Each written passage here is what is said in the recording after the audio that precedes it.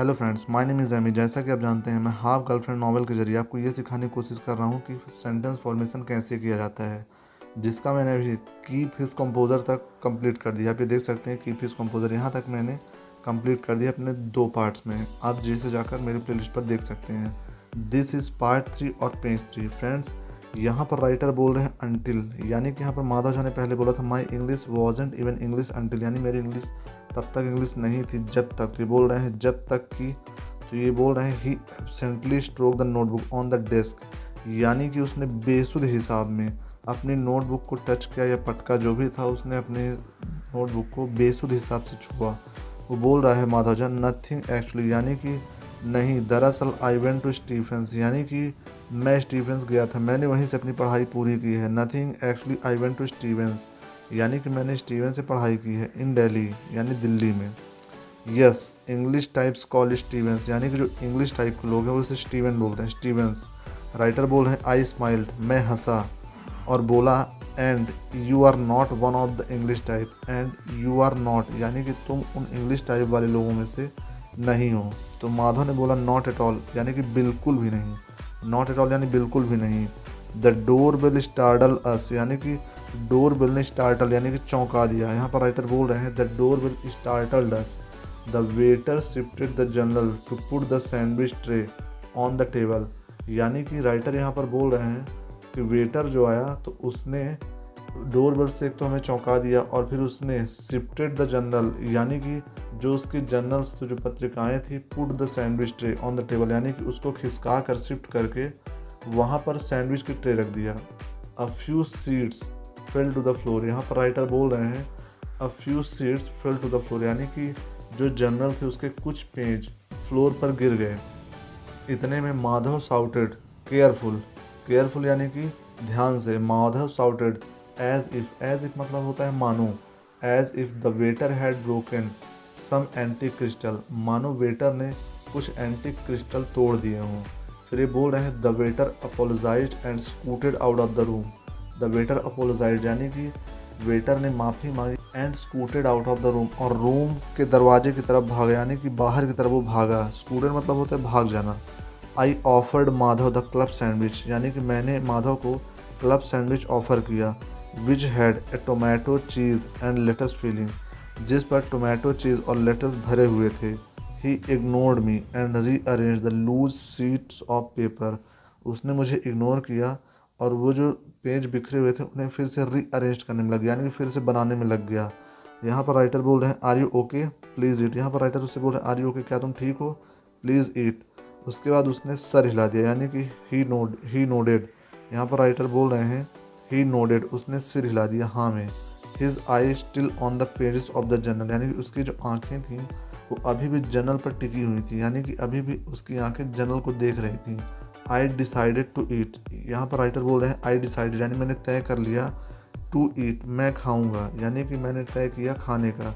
Since my imposed guest didn't seem to care of for my hospitality, hospitality मतलब होता है सत्कार करना, किसी मेहमान का स्वागत सत्कार करना। तो बोल रहे हैं सिंस माई इम्पोज्ड, यानी कि ऐसा गेस्ट जिसने अपने आप को मेरे ऊपर थोप दिया था।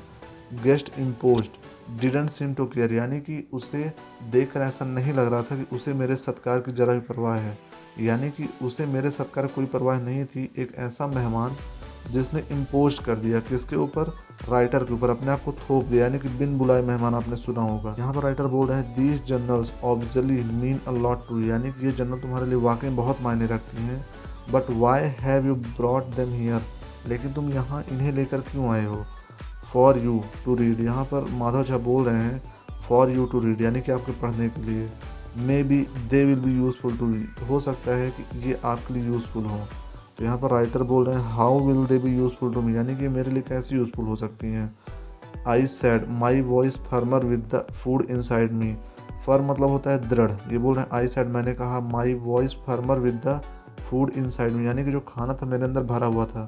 इन्होंने सैंडविच खाया जो कि इनके मुंह में भरा हुआ था, और इन्होंने उस दृढ़ आवाज़ में कहा, क्या कहा, how will they be useful to me, यानी कि मेरे लिए यूज़फुल कैसे हो सकती है। यहाँ पर राइटर बोल रहे हैं a part of me wanted him out of my room as soon as possible, यहाँ पर राइटर बोल रहे हैं कि अ पार्ट ऑफ मी, यानी कि मेरे अंदर का एक हिस्सा ये चाह रहा था कि एज सुन एज, जितना जल्दी हो सके वो यहाँ से चला जाए, यानी कि मेरे रूम से वो चला जाए। A part of me wanted him out of my room as soon as possible, जितना जल्दी हो सके वो मेरे कमरे से बाहर चला जाए।